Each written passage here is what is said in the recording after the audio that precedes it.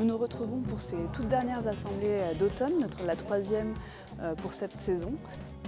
Je vous lis toutes nos questions comme ça vous les aurez.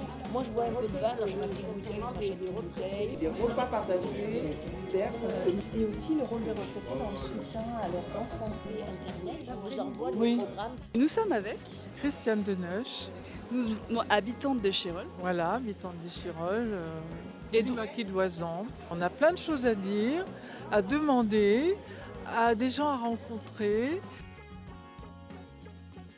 Les retraités ils sont souvent également très présents dans le soutien familial, que ce soit pour leurs enfants, petits-enfants. La carte 70+, que je viens d'avoir, j'ignorais que ça existait et je vous en félicite. J'ai une ville pour tous les âges, ça c'est le centre social.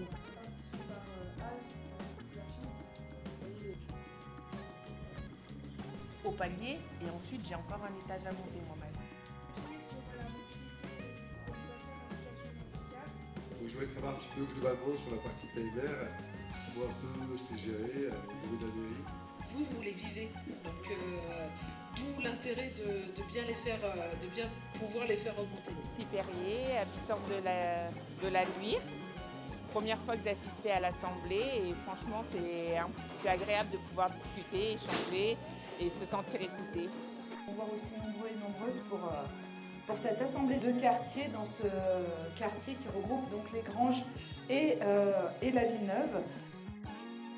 Le local.